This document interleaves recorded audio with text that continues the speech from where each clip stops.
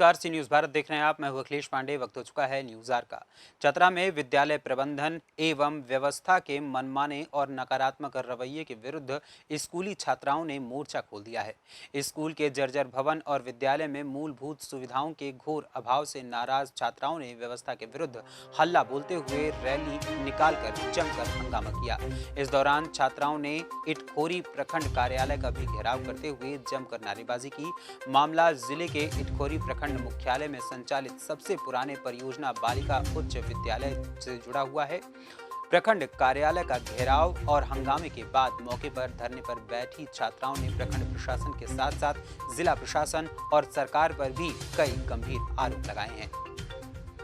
छात्राओं के इस आंदोलन में शामिल अखिल भारतीय विद्यार्थी परिषद कार्यकर्ताओं ने भी झंडा और बैनर लेकर प्रखंड कार्यालय के बाहर धरना दिया। वहीं छात्राओं का आरोप है कि लगभग 49 वर्ष पहले 1974 में प्रखंड क्षेत्र में निवास करने वाली बच्चियों को उच्च शिक्षा प्रदान करने की नीयत से विद्यालय भवन का निर्माण हुआ था, लेकिन उसके बाद से अब तक भवन का कोई भी निर्माण कार्य या उसकी मरम्मत नहीं हुई है, जिसके कारण विद्यालय की छत टूट टूट कर गिरने लगी है। इतना ही नहीं, विद्यालय में छात्राओं के लिए शौचालय की भी व्यवस्था नहीं है। एक पुराना जर्जर शौचालय है, उसमें भी दरवाजा तक नहीं है। छात्राओं का आरोप है कि विद्यालय में चार दीवारी भी नहीं है, जिसके कारण वहां असामाजिक तत्वों का जमावड़ा लगा रहता है।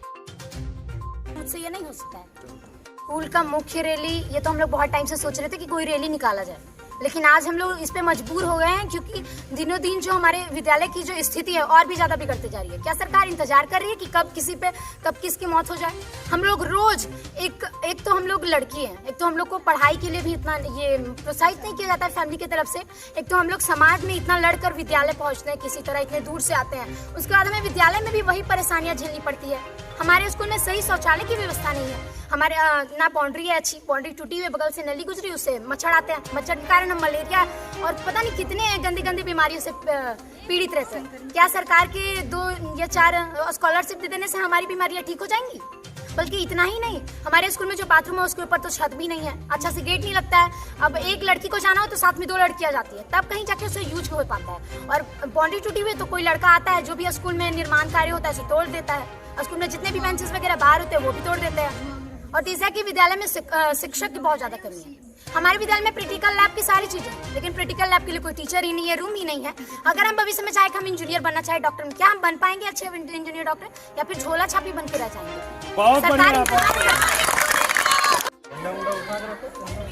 आज हम लोग यहाँ पे परियोजना बालिका उच्च विद्यालय की समस्याओं को लेकर हम लोग ब्लॉक का घेराव किए हैं।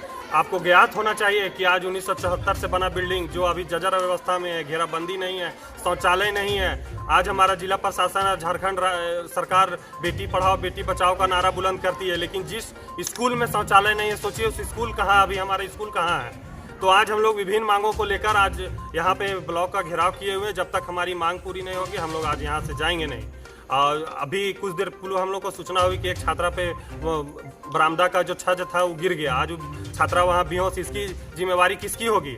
जिला प्रशासन की लापरवाही के कारण आज छात्रों का जान वहाँ पे खतरे में है और जान वहाँ खतरे में रह के पढ़ाई कर रहे हैं। इसकी जिम्मेवारी प्रशासन को लेनी होगी। और जब तक यहाँ उपाय वहीं दूसरी तरफ सरकार की ये शिक्षा व्यवस्था, एक तरफ सरकार महिला सशक्तिकरण का दावा करती है हर और मैं जब भी न्यूज़ वगैरह में देखती हूँ तो सब बोलता है महिला सशक्तिकरण हो रहा है। क्या सरकार कभी, अगर जितना भी हमारे विद्यालय में जितने भी पॉलिटिकल लोग हैं, जो नेता वगैरह जो भी हैं, या फिर जो नौकरी करते हैं सरकारी, क्या वो अपने बच्चों को ऐसे विद्यालय में पढ़ाना चाहेंगे? नहीं, बस बोलने के लिए होता है। तो जब मंत्री वगैरह का चुनाव होता है तो वो बोलते हैं मैं बिजली का मैं बिजली फ्री में दूंगा, ये दूंगा वो दूंगा।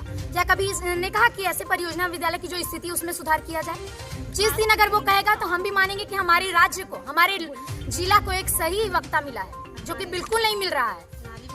हमारी जो नाली है उससे इतना ज्यादा मच्छर आते हैं कि बच्चे उसी से पीड़ित रहते हैं। जितना हम पढ़ते नहीं है उतना हम मच्छर मारते हैं। क्या हम बच्चे का विकास हो पाएगा कभी भी? 3 बिजली की तार, और हमारे विद्यालय में जो है बिजली का जो तार है वो बिना कवर है, जो कि हम जब भी खेलते हैं, एक तरफ सरकार बच्चों को खेलने के लिए बढ़ावा देती है, जो कि खेल में भी देखते हैं कि कुछ विशेष महिलाओं का ही प्रदर्शन। ऐसा क्यों हो रहा है? क्या ऐसे खेल में बच्चे आगे होंगे? एक तरफ तो हम जब भी खेलते हैं तो हमें डर रहता है कहीं ये बिजली का तार ना हम पे गिर जाए, लेकिन सरकार इस पर भी ध्यान नहीं देती। बिजली देने से कुछ नहीं होता, लेकिन बिजली की सही व्यवस्था ना देने से सरकार अपनी जो उनमें जो खूबियां नहीं है उसके चतरा से आनंद के साथ सी न्यूज संवाददाता लक्की की रिपोर्ट। फिलहाल इस खबर में इतना ही। देश दुनिया की तमाम खबरों के लिए देखते रहें सी न्यूज भारत। हर खबर आपके साथ, आपके हाथ।